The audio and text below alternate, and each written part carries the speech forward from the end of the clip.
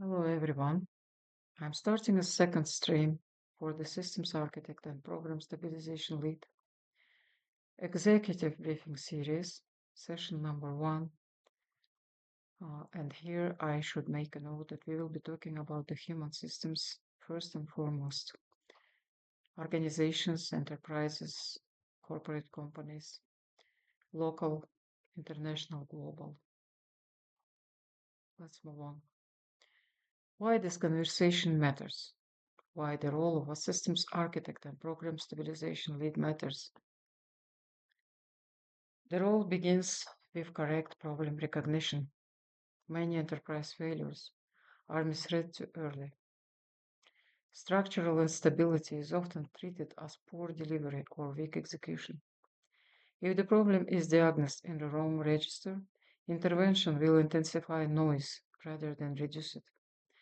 The architect stabilizer will help to distinguish visible activity from actual system condition. Before intervention, the system must be read correctly. Large organizations may appear active and still become unstable. More reporting does not always improve control. More executive attention does not always improve coherence.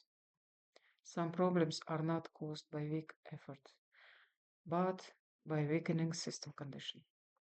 In such situations, the enterprise may need to be stabilized before it can improve. The question is not only whether the system is moving, but whether it's holding. What leaders often say first: delivery friction, repeated escalation, slow decisions, program overload, conflicting priorities, stronger noise, but weaker clarity. These are often symptoms, not the problem itself.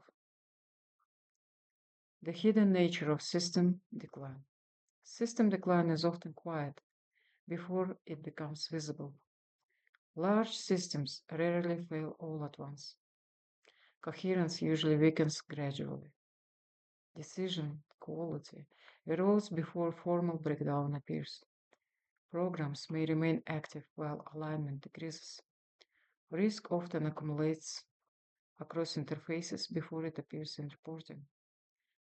By the time failure is visible, instability has usually been present for some time. Why normal management may not be enough? Standard structures are designed to run the system, not always to restabilize it. Local leaders may not be able to resolve enterprise level contradictions. More control measures may increase pressure without improving clarity. Existing governance may continue formally while weakening in consequence. The organization may no longer be able to self correct through its usual channels. This is the point at which a different kind of intervention may be needed.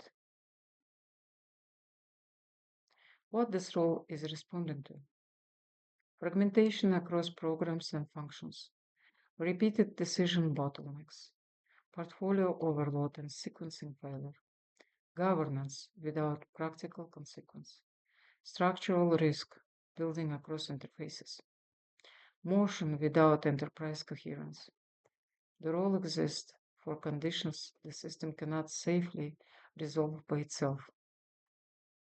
What an architect stabilizer is actually doing: reading the organization as an integrated system, identifying where structural weakness is forming, locating decision distortion and hidden risk concentration, clarifying what should proceed, pause, or be resequenced, helping restore coherence before breakdown becomes explicit. The role is not adding activity, it is reducing harmful instability. What this role is not: not an additional program manager, not a delivery administrator, not a reporting layer, not operational micromanagement, not external commentary without responsibility, not a substitute for executive leadership. This role works at system level, not at task level. And why? If worked at task level, the role may not perform correctly and will not stabilize the system correctly. Therefore, this role should work at system level without getting involved into tasks. Why the role may look unusual? It may ask for a broad visibility early.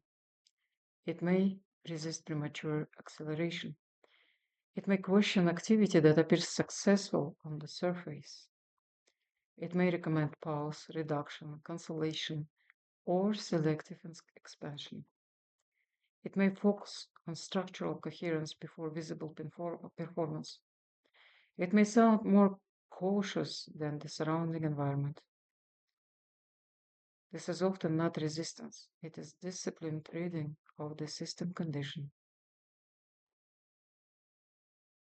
I should say, like a doctor. What executives should understand? The role needs boundary clarity. The role needs real visibility, not curated visibility. The role must be able to distinguish surface movement from structural reality. Early conclusions may evolve as disclosure improves. Some stabilizing decisions may initially feel counterintuitive. Good sponsorship protects the role from distortion before expecting results from it.